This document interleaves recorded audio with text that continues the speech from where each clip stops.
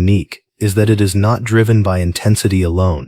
Many people assume that stronger emotions create stronger bonds, but for avoidants, too much emotional urgency can actually reduce attraction. They are more likely to feel drawn to people who bring emotional steadiness rather than emotional escalation. This is where the hidden layer of attraction begins.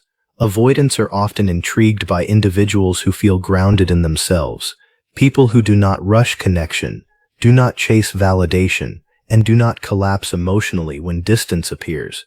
This creates a sense of psychological breathing room that feels safe rather than demanding.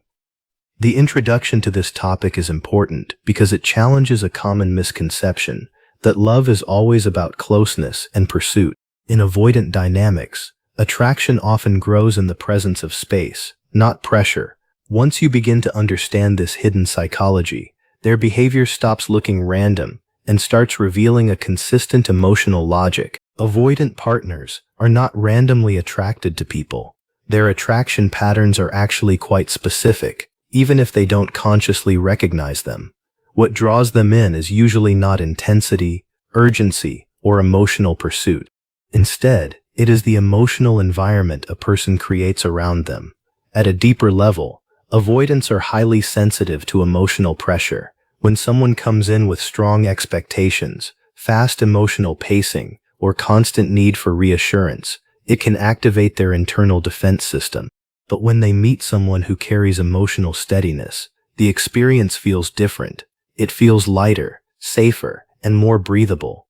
They are naturally drawn to personalities that feel self-contained. This means individuals who have their own goals, emotional balance, and identity that does not revolve around the relationship. This independence signals that connection is a choice, not a necessity. For avoidants, that distinction is extremely important. Another powerful attraction trigger is emotional regulation. People who stay calm during uncertainty, who do not overreact to silence, and who do not escalate emotionally when distance appears, stand out in a very specific way. This kind of stability reduces the avoidant's fear of being emotionally overwhelmed. Interestingly, avoidants are also intrigued by people who are not easily read in the early stages, not because they are hiding, but because they unfold naturally over time. This creates curiosity instead of pressure, allowing attraction to develop gradually. In simple terms, avoidants are drawn to emotional energy that feels spacious rather than consuming. They are not looking for intensity that pulls them in quickly, but for presence that allows them to move closer at their own pace without feeling trapped or emotionally cornered. One of the most quietly powerful traits that deeply attracts avoidant partners is calm confidence, the kind that doesn't chase, pressure, or over-explain itself. This isn't about playing games or pretending to be indifferent. It's about emotional self-possession. A person who is grounded in their own worth does not feel the need to constantly prove their value or force a connection to stay alive. Avoidant individuals are especially sensitive to emotional pursuit.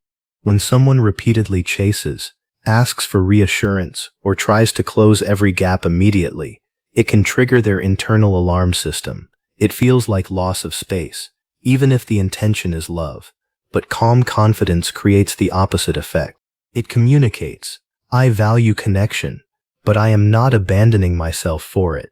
This energy is deeply attractive to avoidants because it removes pressure from the interaction. There is no urgency, no emotional demand, and no subtle dependency pulling at them. Instead, there is presence without pursuit. What makes this trait even more impactful is consistency. Calm confidence is not a performance. It is a stable way of relating. The person stays warm, respectful, and open, but never collapses into anxiety when distance appears. In that emotional environment, avoidants often feel something rare, safety without suffocation. And that is what quietly keeps their attention longer than intensity ever could. Emotional independence is one of the strongest signals of attraction for avoidant partners, even though they rarely express it directly. At its core, emotional independence means a person does not rely on someone else to regulate their self-worth, mood, or sense of stability.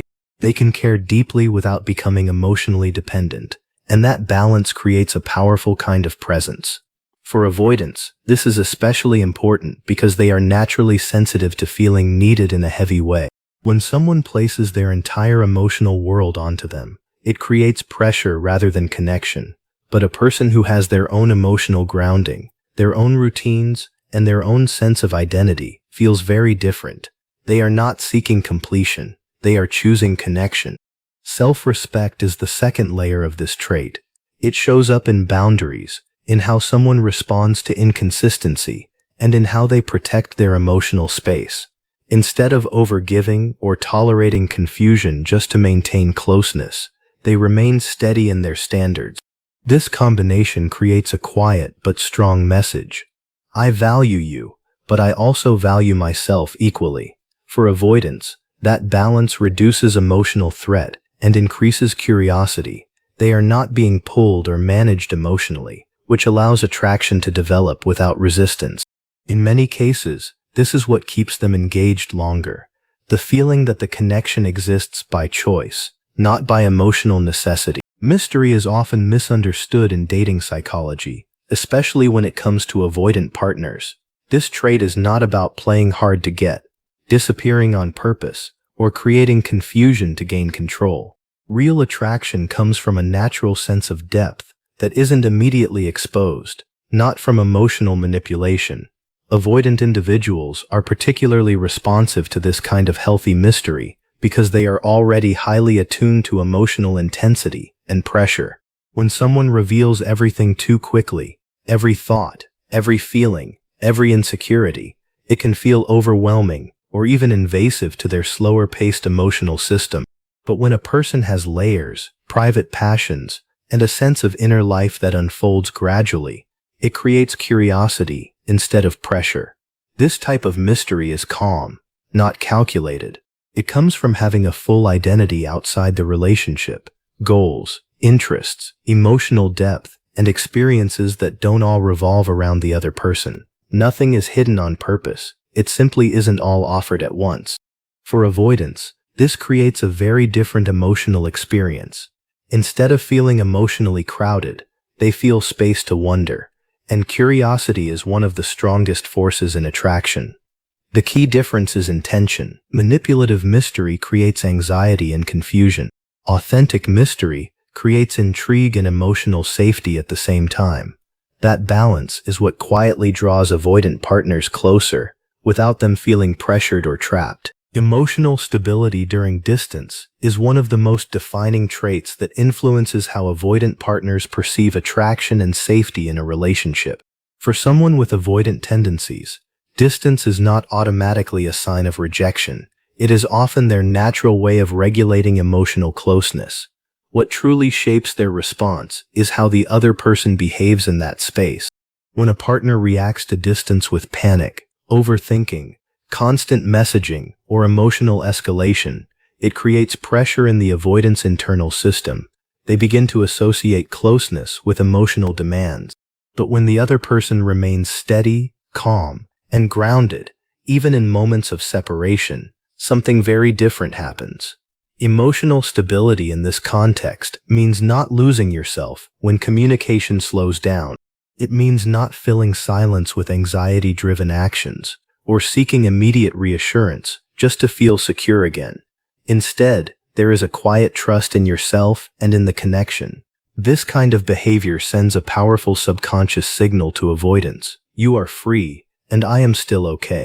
That freedom removes the feeling of emotional suffocation they often fear, allowing them to return without resistance.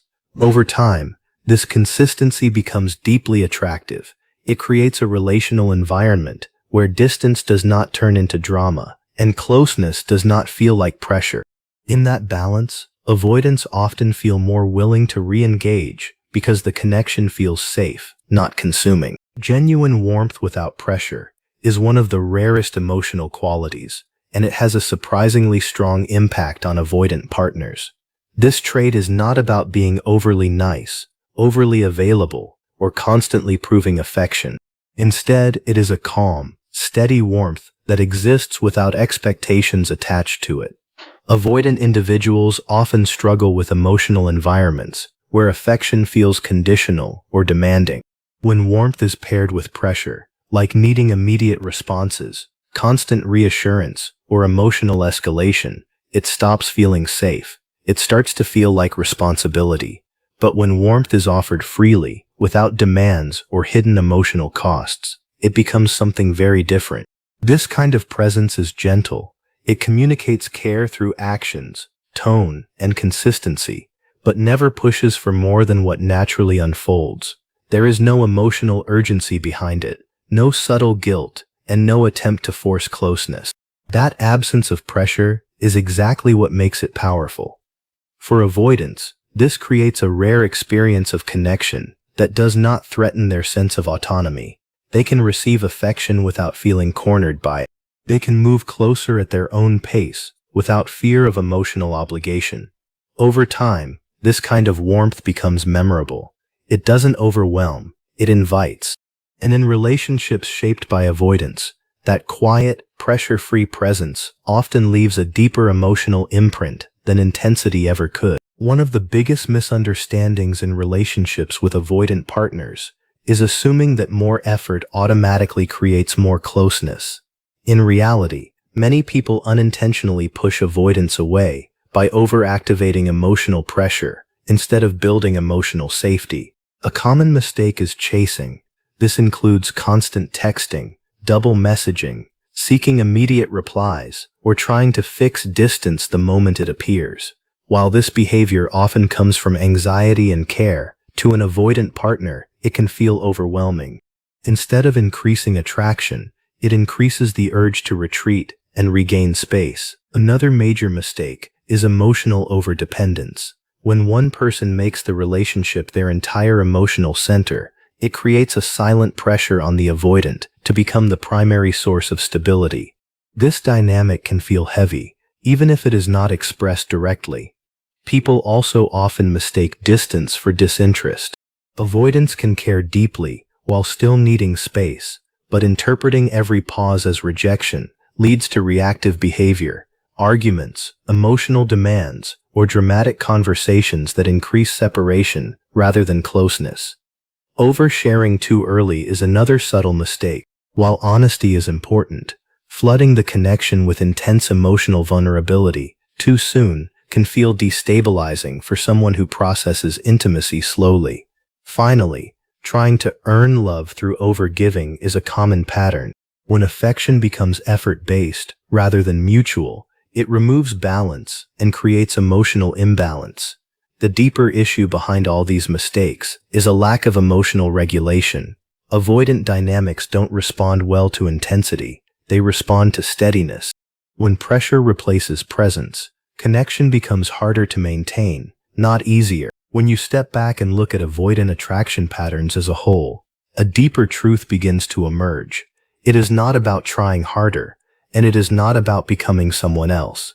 It is about the emotional energy you naturally carry in relationships.